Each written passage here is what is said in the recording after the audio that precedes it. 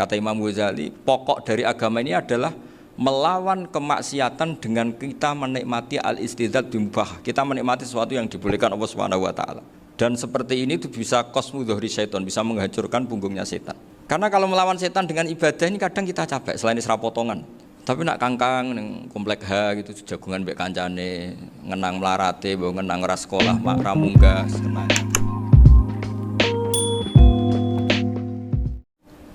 Saya akan cerita sedikit tentang tradisi hujjah. Dulu ulama itu kelihatannya sederhana, tapi kalau berargumentasi itu hebat. Tadi Gus Zofur menyebut kitab Mbah Hasyim itu mengharamkan kentong. Beliau masyhur itu punya kitab namanya Al-Jasus an Tahrimin Nakus. Intinya kentong itu haram. Secara dalil ini meyakinkan sekali karena ketika Rasulullah rembukan sama sahabat, kita dengan apa memaklumatkan orang kalau waktu sholat masuk?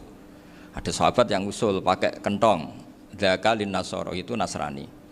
Ya pakai buk itu semacam trompet besar, dzaka lil yahud. Kemudian ada yang usul kalau gitu api ya Rasulullah, dzaka lil majus. Sehingga dari hadis itu Mbah Hasyim berpikir kentong itu haram.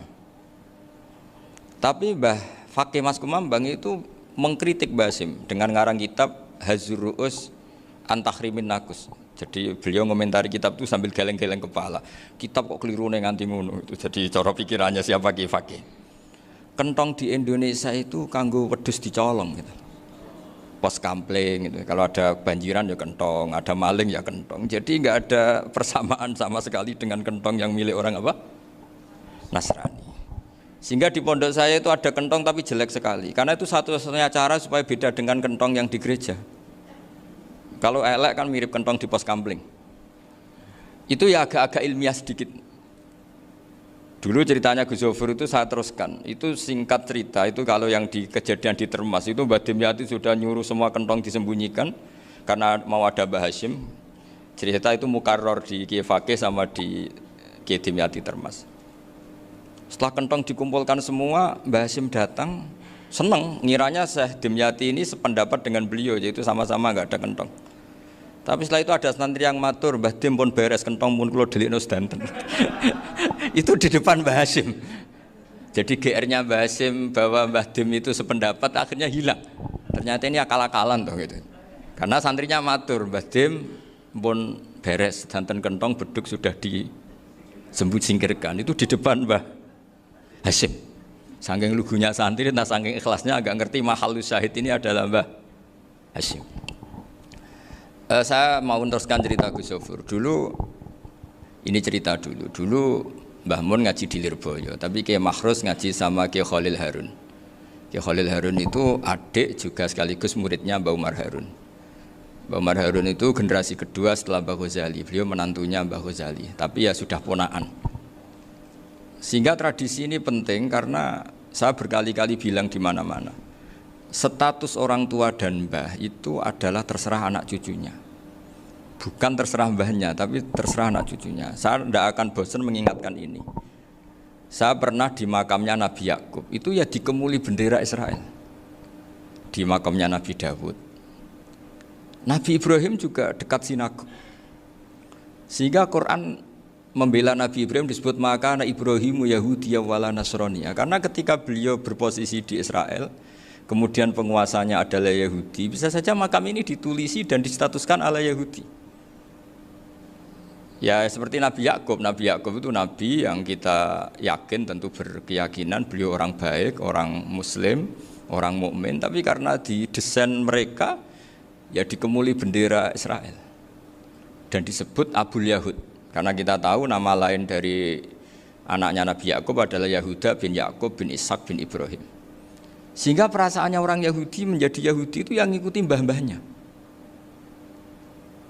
Nah khawatir saya ketika buyut-buyut kita kaya, buyut saya itu orang kaya dulu, namanya Badur Rahman. Itu kaya sekali, tanahnya banyak. Dulu cerita Mbah Hasyim ya kaya sekali, Mbah Maksum juga kaya, Mbah Abdul Aziz juga kaya. Karena dulu itu inginnya kiai itu yo ketok sugih lah, gak ngel-ngelo santri. Tapi nanti kalau cucu-cucunya sudah ndak alim, itu tidak dianggap punya tanah itu karena untuk fasilitas santri. Aku tak kedonyan, mbah-mbahku ya kedonyan gitu. Buktinya tanah yombo gitu. Karena dia akan menafsiri sesuai cara berpikir.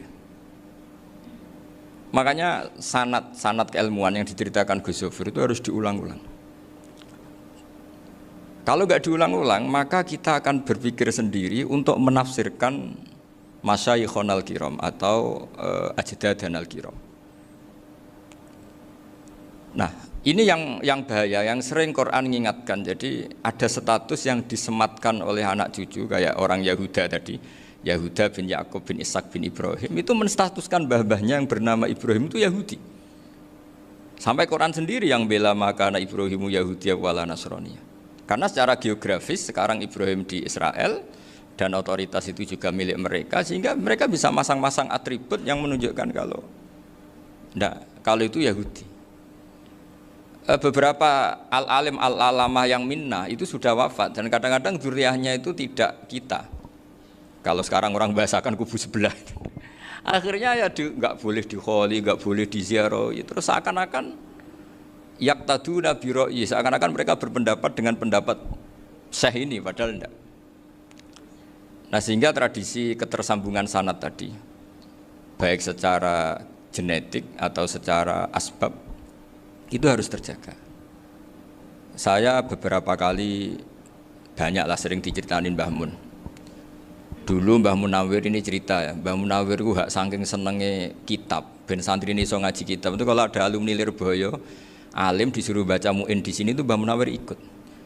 Saking ingin tasjeknya, ingin ngajari santri bahwa ngapal Quran itu hafal tok, tapi yo paham. Dan penggalinya Mbah Munawir itu sampai klimaknya dulu Mbah Zaini itu nate nikah sama Nyai Komariah kalau nggak salah, binti Karim, binti Manap. Punya putra Gus Habib, Gus Toha yang diantara putrinya dinikahi Gus Rozin ini. Terus akhirnya kesampaian juga ketika Mbah Munawir punya mantu alim alamah namanya Bali Maksum, angsal Nyai Hasyimah. Sampai pondok Kramcak ma'ruf bil ilmi, terutama ilmu sorof dulu karena Mbah Maksum itu komplain, fa'ala ya fulu kok terus fa'alan ya, fa'ala ya fulu ya uf'ul gitu kan, masuk fi'il kok jejer isim gitu. Jadi dulu kata Mbah Mun itu ada persaingan ilmu sorofnya Mbah Maksum Ali Kuaron sama Mbah Ali Maksum Jogja. Jadi walian tok, yang satu Maksum Ali Kuaron, yang satu Ali Maksum. Ya itu dulu saingan ngarang sorof. Nah ini yang menang siapa? Ya terserah duriannya. Kalau duriannya keren ya menang karena terserah yang kampanye. Saya bayangkan adekan Mbah Zubair tidak punya anak sealim Mbah Mun, mungkin kalnya Mbah Zubair juga tidak sewow kalau punya putra Mbah Mun. Karena saya berkali-kali bilang kalau dalam syair Arab itu kama takarroma, kadang dilafatkan kama tasyarrofa bi Muhammadin adnanu. Orang berpikir Adnan itu siapa? Itu karena ada Nabi Muhammad SAW. Orang mencari-cari Mbah Mun itu mencari Mbah Zubair karena ada Mbah Mun. Orang mencari Mbah Dahlan karena ada Mbah Zubair. Wong kok alime ngono iku bapake sapa? Wong kok alime ngono iku putune sapa? Tapi kalau kita ini sudah ndak alim, ini orang sudah nggak tertarik nyari-nyari leluhurnya karena dianggap selesai. Jadi yang dengan tanda kutip yang menghabisi mbah-mbahnya itu ya mesti cucunya. Ini mau ngamuk, mau peringatan, tapi ini juga peringatan pada diri saya sendiri. Jadi sehingga zuriyah ini penting. Kenapa para nabi mesti donga zuriyatan thayyibah? Kenapa selalu berpikir tentang zuriyah? Wa ja'alaha kalimatam baqiyatan fi aqibi. Karena zuriyah ini yang nanti bisa menstatuskan leluhurnya. Seperti tadi cerita Mas Maftuh, ini tak puji betul, saya hari ini tidak ingin gojlok supaya kewalian saya tidak tergerus oleh kedoliman. Saya pernah diceritain Gus Zofur, juga sering baca buku tentang Mbah Maksum. Dulu Mbah Maksum kalau wasiat kembali ya gitu, kamu harus NU dan harus mempertahankan NU, tapi tidak dengan cara membenci Muhammadiyah. Dulu Mbah Mun juga sering cerita, dulu Mbah Hashim itu ngaji Syekh Mahfud. Nah, Mbah Ahmad Dahlan dulu namanya Darwis sering ngaji sama Syekh Khotib Minangkabau. Zaman itu Syekh Khotib sudah modern, sudah ikut gerakan Abdu, gerakan Almanar. Sehingga bawaannya Mbah Ahmad Dahlan ini agak agresif. Yang Mbah Hashim karena hanya mulazim di Syekh Mahfud, hanya sesekali ngaji Syekh Khotib, beliau lebih seperti itu. Dan dua beliau ini sama-sama pernah ngaji Mbah Soleh Darat di Semarang, Mbah Hashim sama Mbah Ahmad Dahlan yang dulu namanya Darwis. Jadi ini masih min minuskatin wahidah mimam bain wahid. Sehingga kita tidak kaget ketika Mbah Ali Maksum mengomentari Muhammadiyah itu masih ahli sunnah wal jamaah. Makanya nanti terakhir saya baca kitabnya Mbah Ali dan sering saya pelajari. Andai kan kita ini sepakat dengan ilmu, ya kita tahulah Kalau Abu Hanifah itu tidak kunut, Imam Syafi'i kunut. Berarti kunut itu mazhabnya Abu Hanifah, bukan mazhabnya Mbah Ahmad Dahlan. Apa ndak kunut itu mazhabnya Abu Hanifah, bukan mazhabnya Mbah Ahmad Dahlan. Kita kunut itu mazhabnya Imam Syafi'i, bukan mazhabnya Mbah Hasyim. Ini semuanya masih dalam bingkai ilmu. Adzan qobla subhi juga riwayatnya jelas. Tidak adzan ya sudah perilaku kita sudah jelas. Dulu Mbah Mun sering didik kita gitu. Saya sering dengar cerita kalau dulu Pak Air Fakhruddin begitu hormat sama Mbah Ali, apalagi dzurriyyahnya Mbah Azhar Basir. Nah beliau dulu do ngaji di Termas. Dulu itu enggak ada masalah karena semuanya dianalisis pakai ilmu. Tapi sekarang pakai identitas, yang kunut itu NU, yang enggak kunut Muhammadiyah. Berarti Abu Hanifah itu Muhammadiyah, Imam Syafi'i itu NU. Berarti Imam Syafi'i itu ya anak buahnya Ki Miftahul Ahyar kira-kira gitu kan. Nah, kan anak buahnya Pak Said Akil. Kan terus jadi repot. Dulu kita ini pengagum ilmu, bukan pengagum perbedaan. Termasuk tradisi ini kiai seneng jagungan, terus ngomong ra penting. Itu juga sanad.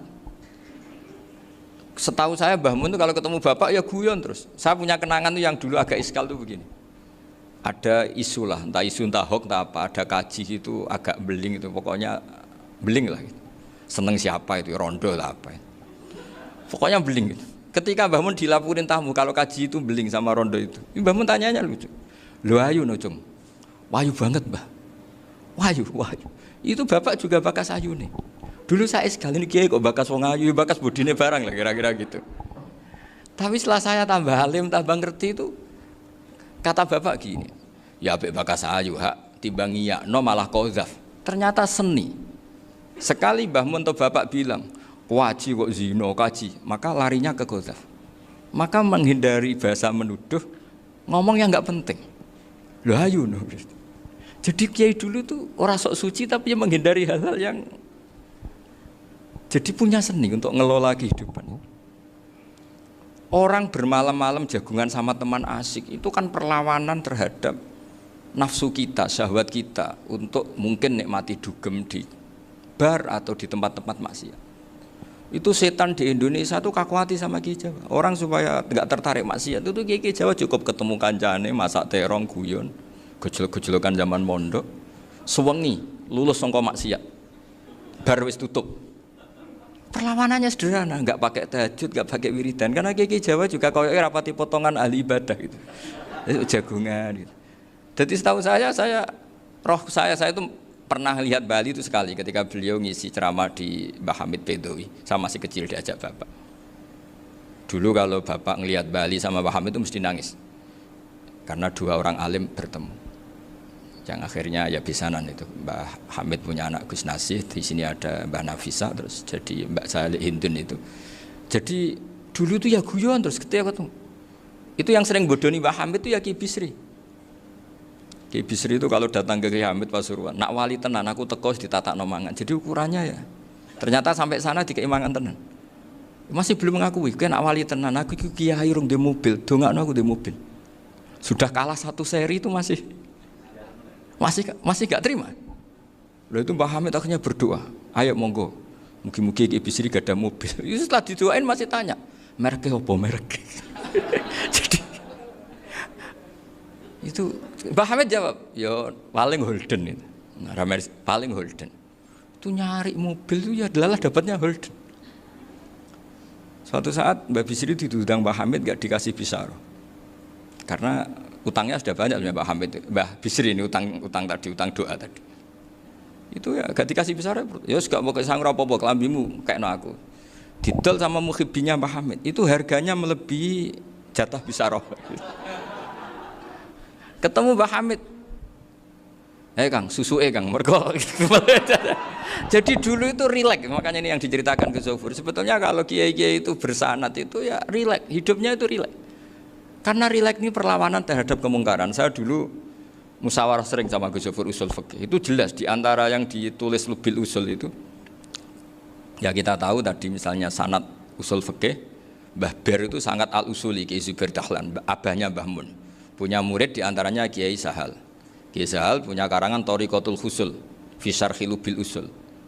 Itu Thariqatul Husul itu beliau ngendikan dalam mukaddimah bahwa saya bisa mensyarah ini berdasar ngaji maknani sama Mbah Zubair. Terus beliau mengutip sarah itu dari kitab Nailul Ma'mul. Beliau ngendikan binus khotin khotiyah ghairi matbu'ah. Dan itu ditemukan di Kiai Mansur di Lasem. Karena Kiai Mansur iparnya Mbah Sahal. Mansur bin Khalil itu diantara katibnya Syekh Mahfud. Jadi semuanya ini sambung. Mbah Ber saking ahli usul fikihnya, kalau ngajar usul fikih itu kalau guyon takriran saya ini lebih memahamkan ketimbang sarah. Ya sudah, terus Mbah Zubair Kiai Fakih, terus Syekh Mahfud. Di sini Syekh Mahfud termasuk orang yang dekat Mbah Munawir, sampai putrane Mbah Mahfud namanya Gus Muhammad dibawa Mbah Munawir, kemudian mondok di Termas diantaranya, terus dinikah jadi menantunya kalau nggak salah Haji Taslim di Betengan, kemudian sekarang juriannya Mbah Mahfud di Betengan. Ini nggak boleh hilang secara seperti itu. Diantara di usul fikih diterangkan, ketika diantara 5 hukum itu ada yang bernama mubah. Mubah itu boleh dilakukan, boleh ditinggalkan, dan kalau dilakukan ya tidak berpahala, tidak disiksa. Itu ada ulama yang protes. Protes nggak bisa seperti itu. Itsma min mubahin ila wa tahaqqaqu bihi tarku haramimma. Fa'il zamu minas sukun tarkul qatli wa minas sukut tarkul qadaf. Tidak bisa, mubah itu tidak ada. Kalau kiai jagongan semalaman, itu Allah ngitungnya itu hada taroka dugem, wahada taroka delok dangdut, wahada taroka kada wakada. Oh, itu luar biasa. Dan kita ngikuti yang seperti itu saja. Gak usah tahajud, gak usah witir telulas, kaya ora kuat timbang gremeng. Sewengi jagongan, setan ngenteni kita tergoda maksiat, ternyata maksiatnya sampai tutup, kiainya masih apa? Jagongan. Jadi jagongan saja ada ilmunya bahwa itu perlawanan terhadap tarkul ma'asi. Sehingga bagaimana Anda katakan mubah ini mubah, toh gunanya adalah tarkul haram. Meskipun efek mubah juga bisa tarkul wajib, wae bojo blonjo turu. Karena wae ngrumati ibuke turu. Itu halal wajib. Jadi mubah itu resikonya ya bisa tarkul wajib, bisa tarkul haram. Sehingga kalau sanad ini terjaga secara baik, secara kultur, saya sering juga sakuan sama Gus Yofur, itu mesti tak niati gitu. Jagungan wong alim iku ibadah, dan menikmati ibadah adalah dakbul auliya wa dakbul ulama. Kata Imam Ghazali, pada akhirnya waqud buhadatin al istilzat bil mubahat. Kata Imam Ghazali, pada akhirnya qutbu hadatin, madaru hadatin, pokok dari agama ini adalah melawan kemaksiatan dengan kita menikmati al-istidzat bimubah. Kita menikmati sesuatu yang dibolehkan Allah Subhanahu wa taala. Dan seperti ini itu bisa qasmu dhuhri syaitan, bisa menghancurkan punggungnya setan. Karena kalau melawan setan dengan ibadah ini kadang kita capek selain isra potongan. Tapi nak kangkang ning komplek H gitu jagungan mbek kancane, ngenang melarate, mbok ngenang ora sekolah ra munggah, kenangan sing ra munggah diarani istiqomah. Gitu kan. Diarani tulus zaman, kok sing munggah dianggap kesusu. Saya ini punya pondok Quran, kalau ada yang hafal 3 tahun mesti digojlok kancane. Gak apik kesusu itu. Kesusu itu mesti tidak barokah karena tergesa-gesa apa? Hatam. Sehingga yang enggak hatam-hatam itu kayak partai mayoritas. Ini yang partai tulis zaman katanya. Ahli sobri katanya. Akhirnya di pondok gara-gara itu mau guyon, tapi enggak ada stigmasi yang enggak naik. Di Pondok Sarang itu saya punya temen itu banyak yang sekelas dengan saya, sekelas sama Gus Kamil, akhirnya sekelas dengan Gus Sofur. Padahal saya ini kakak kelas. Saya temannya, Gus Kamil temannya Gus Sofur. Ini anak ini nggak pernah naik, itu nggak dinyek, nggak dicibir di pondok. Karena guyonan tadi, guyonan bahwa ini bagian dari bentuk apa? Istiqomah. Nanti yang goblok juga tenang. Karena kiainya cerita, kadang santri goblok ya barokah. Di sini pondok akeh santri ora tau sinau ning omah dadi kiai gede. Selalu kiainya tuh cerita seperti itu. Akhirnya sing goblok ya bangga dengan kegoblokannya. Iya, jadi kiai itu orang yang meskipun guyon ini barokahnya Masya Allah. Dan setahu saya kiai-kiai alim itu ya senengannya guyon, karena tadi guyon itu luar biasa. Bapak saya itu kalau pesan sama saya itu enak ngaji wis guyon nice. Wong ning omah mikir utang, mikir wedi bojo macam-macam, kok ngaji mbok jak nangis pisan, nangis ping pindho gitu. Sudah jak guyon ae. Paling gak lali. Dan beliau punya dalil kul bi fadlillah bi rahmati fa bidzalika falyafrah. Jadi jangan sampai orang ini farah bil maksiat, jangan sampai orang itu. Dan ini yang saya kenang dari sekian cerita murid Bali. Mbah Ali Maksum ya senengane guyon. Gojlok-gojlokan mbek santri guyon. Ini saya maklumatkan ke semua santri beliau bahwa ini bukan sekedar guyon, tapi al-istildad bil mubahat. Ini adalah perlawanan terhadap setan karena banyak orang bisa senang tuh kalau nunggu maksiat. Ini bisa senang dengan sesuatu yang tidak maksiat. Itu kayak apa hebatnya? Makanya Nabi itu kalau ketemu sahabat ya sering ngendikan yang ringan-ringan. Ya Umar ma'afalan duher jong mana piye ije. Kalau ketemu anak kecil ya. Nanti ketemu yang tua-tua yang sudah nggak bisa mikir, ya cerita-cerita saya mohon sekali murid-murid kerap ya, jangan hanya ngaji fikih. Kalau hanya ngaji fikih itu posisi Abu Hanifah itu seakan-akan nyun sewu orang yang sangat tidak ahli hadis. Karena beliau di situ kelihatan kalah sekali dengan Imam Syafi'i. Apalagi di perdebatannya Muhammad bin Hasan Asy-Syaibani dengan Imam Syafi'i itu kelihatan sekali betapa Abu Hanifah itu orang yang nyun sewu ditinggalkan dalam ilmu hadis. Sampai beliau hanya dapat gelar min ulama ahli ra'yi, termasuk ulama yang kuat logikanya. Juga harus baca kitab-kitab seperti ini. Ternyata di balik Imam Syafi'i mukhalif pada beliau di bab-bab fikih, perilakunya sangat hormat. Sampai beliau itu kalau tawassul ke kuburannya Abu Hanifah. Dan beliau ngendikan an-nasu fil fiqhi iyalun ala Abu Hanifah. Semua orang yang ahli fikih itu masih anak buahnya Abu Hanifah. Saya berkali-kali cerita, mazhab Syafi'i itu alatut tadhir hanya dua, yaitu alma wa turab. Abu Hanifah nambahi wanar. Alasannya Abu Hanifah orang mukmin yang dosanya banyak itu dibakar di neraka, dan alasannya Allah litadhirihim, untuk mensucikan mereka. Sehingga pikirannya Abu Hanifah an-nar itu min alatit tadhir. Apa yang terjadi ketika bata itu batu bata yang dibakar, di situ campur teletong, campur apa-apa, itu kalau sudah mazhab Abu Hanifah selesai, sudah suci, karena sudah ngelewatin pembakaran. Meskipun kita tidak akan kalau kehilangan air terus wudhu dengan api, bisa bunyak semua itu. Tapi apapun itu menjadi solusi. Sehingga saya punya kitab namanya Ikhtilafu Malik, Ikhtilafu Malik wa Abu Hanifah atau Ikhtilafu Syafi'i ma Abu Hanifah. Itu kelihatan sekali kalau Abu Hanifah itu nyuruh posisinya kalah. Karena yang ngarang orang-orang Syafi'i. Tapi kalau melihat kitab-kitab kewalian, misalnya di kitab Mizan Kubro ini juga sering disebut kisah itu Mbak Ali Maksum tentang Imam Sa'roni. Berkali-kali beliau mengutip Mizan Kubro. Itu Abu Hanifah adalah orang yang sangat mukasyafah. Artinya ketika Nabi cerita air wudhu itu menjatuhkan dosa, tidak ada air wudhu yang jatuh ke kamu kecuali saat itu juga dosa kamu jatuh. Itu beliau datang ke Madharota Kufah.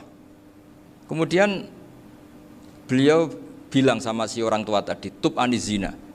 Orangnya terus bilang atubu minazina. Ada lagi pemuda datang dibilangin tub an ukuki walideka, terus bilang tub tu an ukuki walidayya. Sampai yang terakhir ada tub an sima ya alatilahwi atau an sama ya alatilahwi, terus tub tu an sama ya. Ketika orang itu ditanya, kenapa engkau begitu tahu dosanya apa? Saya tahu air wudhu ini menjatuhkan apa. Jadi kira-kira kalau zina mungkin ya batang babi lah. Kalau hanya sekedar melihat mbak-mbak mungkin ya curut atau tikus lah kira-kira gitu. Nak delok diluk ya mungkin ya tikus cilik gitu. Nak delok suwi ya tikus werok itu atau apalah. Pokoknya beliau itu tahu. Tapi anehnya Abu Hanifah apa? Setelah itu dia nangis minta mukasafahnya ditutup. Ya Allah, saya ini mukasafah kok malah menjadi tahu sawatil mukmin. Padahal aturan syariat jenengan man satara musliman satarahu, bahwa enggak baik melihat jeleknya orang mukmin. Minta ditutup. Makanya saya ini bangga ada mukasafah. Makom yang kita sampai sekarang tuh makom setelah Abu Hanifah mukasafah. Jadi Abu Hanifah repot-repot mukasafah, minta makomnya ditutup tidak menjadi mukasafah. Dan alhamdulillah kita sudah tidak mukasafah sebelum minta ditutup. Jadi kita ini keren. Keren karena aturannya itu man satara musliman satara huwa, yang tidak tahu aibnya orang muslim maka Allah akan nutupi aibnya di akhirat. Dan kita alhamdulillah barokahnya tidak mukasafah, tidak ngerti aibnya orang mukmin. Jadi kita harus pakai patokan ilmu. Saya ulang lagi, kita harus pakai patokan. Makanya saya tahu betul ketika Kiai Hamid Pasuruan, beliau dulu ngaji Jamul Jame, ngaji Juman, Bali Maksum di sana sama Gus Habib, sama Gus Muhammad bin Mahfud, termasuk mbah saya kandung dulu Kiai Sidik, mbah saya yang itu juga ngaji di Termas. Bapak saya dulu Kiai Nur Salim ngaji di Buyut Baiti. Dulu itu kawin juga sederhana, kayak cerita Gus Sofur. Jadi bapak saya kandung itu Kiai Nur Salim itu ngaji di Mbah Baiti. Mbah Baiti itu adik kandungnya buyutnya saya dari ibu. Nah Mbah Baiti itu teman akrabnya mbah saya namanya Kiai Nur Sam, Mbah Nur Sam. Singkat cerita terus Nur ke Jorabi arah Arabekno itu. Setelah bapak saya ke Badullah mau ditawarin jadi mantu, kata bapak saya kula pun dipek mantu Mbah Beidi. Akhirnya dapat ibu saya itu. Karena ibu saya itu cucu Mbah Beidi, cucu lambung. Jadi mbahnya ibu saya itu Mbak Yunya Mbah Beidi. Namanya Mbah Sofia tadi yang dapat Mbak Idris itu. Yang Mbak Idris ini bin Umar. Ya Umar Mbah Umar yang mbahnya Mbah Hamid itu. Hamid bin Abdul bin Umar. Kalau bahasa itu Fatimah binti Idris bin Umar. Dulu kecilnya Mbah Idris namanya Abdul Khalik. Kalau kecilnya Mbah Hamid namanya Abdul Mukti. Kalau kecilnya Mbah Maksum namanya Muhammadun kalau nggak salah. Dulu itu orang dulu itu namanya dua-dua karena diganti ketika musim apa? Haji. Jadi ini terjaga. Sehingga tidak ada ceritanya kiai-kiai yang jagongan kemudian santrinya itu yang agak-agak khawarit. Kiai kok sungi-sungi jagongan, gak tahajud, gak duha, itu tidak ada seperti. Karena ini dianggap fi'lul mubahat untuk melawan mungkarat. Jadi sehingga di kitab Ihya diterangkan, kamu jangan ngira orang-orang soleh ketika jagungan itu min ahlil bitolah wa takasul. Itu orang-orang yang pemalas itu enggak. Tapi mereka bisa mengasyiki Allah. Bahwa dalam jagungan ketemu teman ya asik, gejul-gejulkan sama Pak Maftuh ya asik.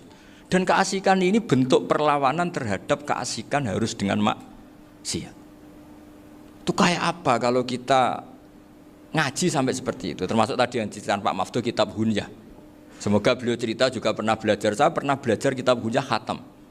Itu diantara yang diceritakan Syekh Abdul Qadir Al-Jilani tadi kata beliau Al-Jilani dipakai Jim Al-Jilani. Ini agak beda dengan kita. Mbah Zubair itu punya kitab namanya Al-Qalaid Al-Luluyah. Beliau menfatwakan nama-nama ajam itu kamu bebas. Ajamiyun fasna bihi masyita. Sehingga kita kalau punya kiai harus mau qolal ustukhri, sehingga mau qolal istukhri. Tirmidzi juga nasibnya sama. Qolat rawahut Tirmidziyu. Sing sitok rawahut Turmudziyu. Yang satu rawahut Tarmidziyu. Ya karena kita keluarganya Tarmidzi apa enggak gitu. Makanya kata Mbah Mun sama masih ingat. Kata cerita Gus Zofur tadi, adabnya Gus Zofur itu cerita tentang keluarga ibunya. Padahal keluarga ibunya juga orang-orang soleh yang luar biasa. Itu kata Mbah Mun, kowe roh jenenge Imam Bukhari tahu ya. Jenenge sapa? Saya nyebut Muhammad bin Ismail bin Ibrahim bin Muhirah bin Bardasbah. Lah iya Bardasbah mbok waca Bardisbah yo. Lah cara kene mbok Parmin mbok Parlan. Jadi Bardisbah mbok Bardasbah iku cara kene yo Parmin mbok. Iku rak Mbah Fadl Senori dadi kabeh diwaca Arab. Jenenge Mbah Umar Harun. Dhisik yo wong sarang Mbah Harun mbok kira nang yo ora roh, wong dhisik yo wong kuno. Jadi kalau versi Mbah Fadl, termasuk yang pertama bikin nasab Mbah Maksum itu tulisannya Mbah Fadl yang dikutip Habib Haidar tadi. Ya saya seperti Gus Zofur juga mencari-cari hubungan ulama-ulama di Jawa. Itu Mbah Mun kalau bicara mbahku ono sing jenenge Kiai Serut. Kalau ditulisannya Mbah Fadl itu Syaraf. Jadi Mbah Fadl itu fanatik orang-orang alim itu ditulis Arab, kalau Mbah Mun itu Jawa. Dulu itu ada wali seto di daerah saya. Dulu orang ya janggal, ternyata ada sato itu, kesamaan di Arabnya itu sato. Sehingga kiai-kiai itu ada fanatik Tirmidzi, Turmudi, Tarmidi, Jilani, Jailani karena ajamiyun fasna bihi masyita. Jadi kalau nama-nama ajam semonggo lah baca sekenanya sementing. Cuma mungkin tahqiqnya benar Pak Maftuh tadi, memang di Mu'jamul Buldan itu Al-Jilani bikasri jim, ya sudah kita baca Al-Jilani. Sebab itu kayak Pondok Pelosok Lirboyo itu menurut saya bagus. Orang itu maknani betul sama gurunya. Kalau sarang enggak.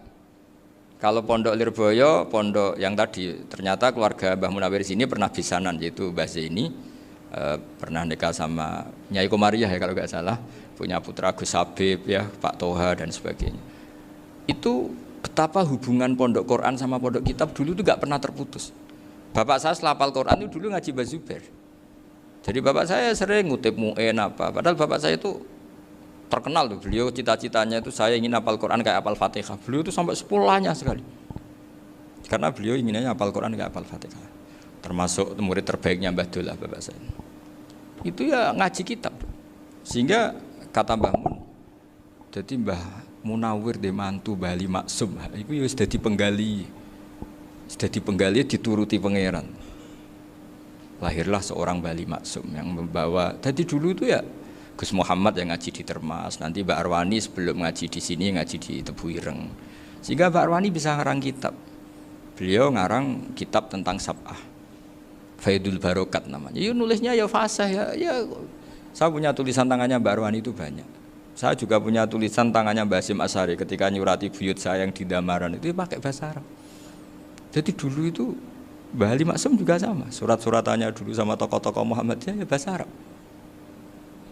Nah ini harus kita dengar dari abna, dari bahwa Mbah Maksum kemarin yang diceritakan Gus Zafur di Khol Mbah Maksum, kue kudu belo NU, kudu tetap NU, tapi bukan dengan cara membenci Muhammadiyah. Tadi Pak Maftuh menguatkan sanad itu dari Pak Atabik bahwa Muhammadiyah termasuk ahli sunnah apa?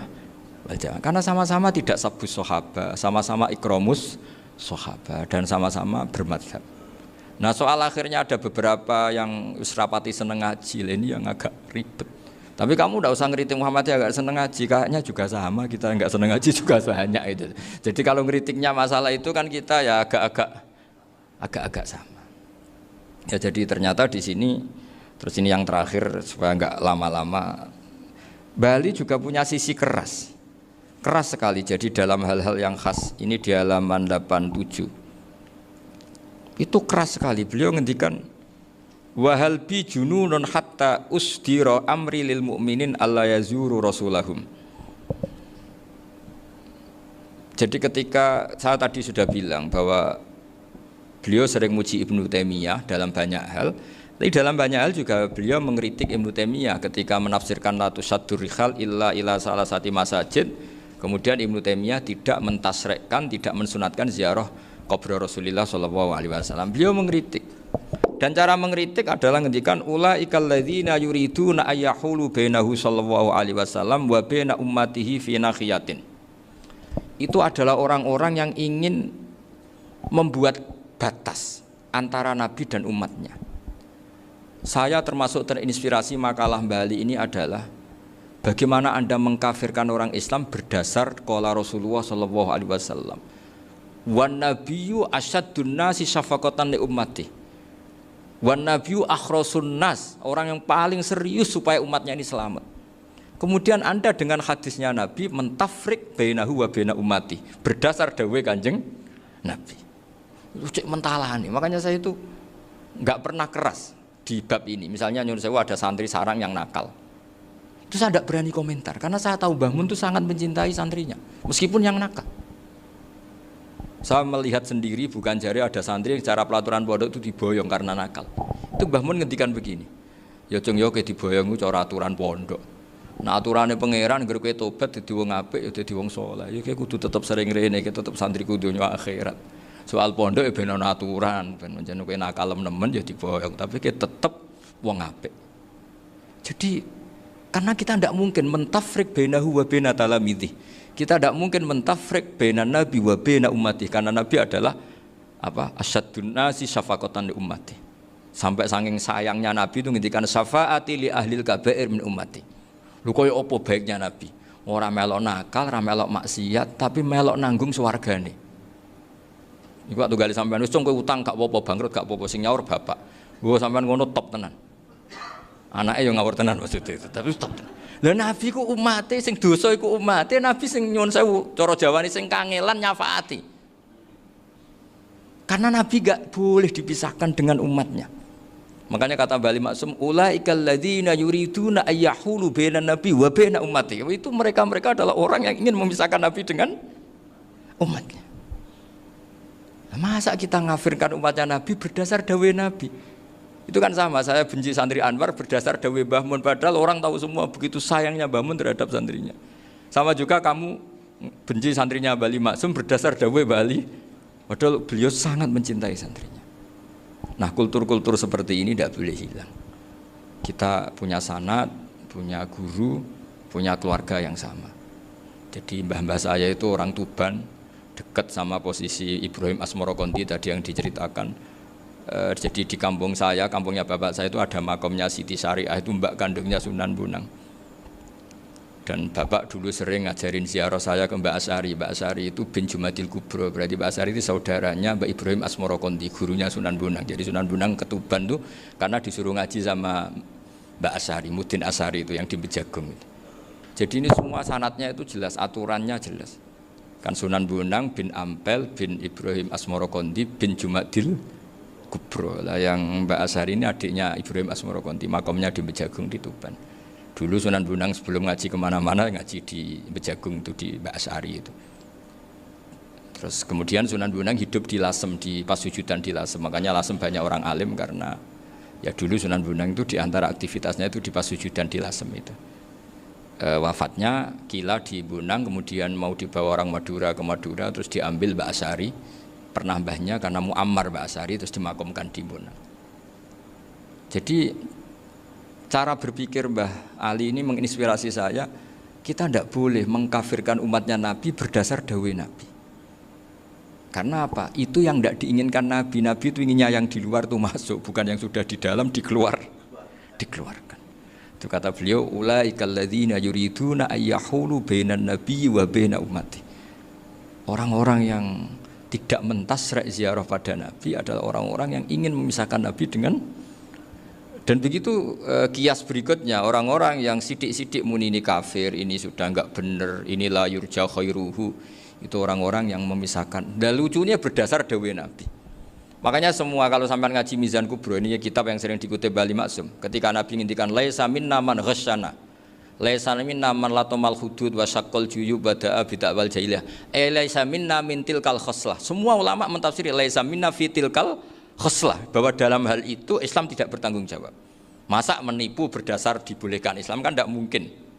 Semua perilaku yang salah disebut Nabi laisa minna fi tilkal khoslah, bukan laisa minna fayakunu huwa kafirun. Tidak ada satu ulama yang mengatakan laisa minna berarti orang ini kalau menipu sudah kafir. Ketika dosa ya sak dunya kafir kabeh. Siapa enggak pernah menipu? Sekedar pernah. Siapa enggak sering menipu bahkan? Hobi kadang ya rezekinya dari nipu. Lah itu kalau betul maknanya laisa minna terus kafir, semua orang di dunia kafir. Karena siapa sih yang selain Nabi yang enggak, selain Nabi kan enggak mungkin apa? Maksum. Belum lagi menurut teori usul fikih ada nipu yang wajib. Ya kan, misalnya kita orang baik ketemu orang dolim yang memburu perempuan mau diperkosa terus bersembunyi, yang kita tahu, kita wajib nipu apa wajib jujur? Ketika orang dolim tanya, perempuan tadi kemana? Wajib nipu apa wajib jujur? Wajib nipu, karena kalau kita jujur berarti memberi peluang orang dolim menemukan buruannya. Jadi betapa alimnya. Dan ketika kitab Mizan Sa'roni dipakai Bali, dipakai Mbah Mun, saya pernah ngaji Mbah Mun, terus kita tahu maknanya laisa minna fi tilkal khoslah. Sehingga kita tidak mengatakan laisa minna dengan terjemahan letterlek tidak termasuk umatku. Kita tidak akan menambahi fa tafriq fayakunu kafiran, tidak akan selamanya. Karena maknanya laisa minna fi tilkal khoslah. Kenapa kita selalu begitu? Karena enggak mungkin kita memisahkan umatnya Nabi dengan Kanjeng Nabi berdasar dawuh Kanjeng Nabi. Karena Nabi adalah berstatus bil mukminina raufur rahim. Ya terus ini mohon maaf sekali yang saya bisa.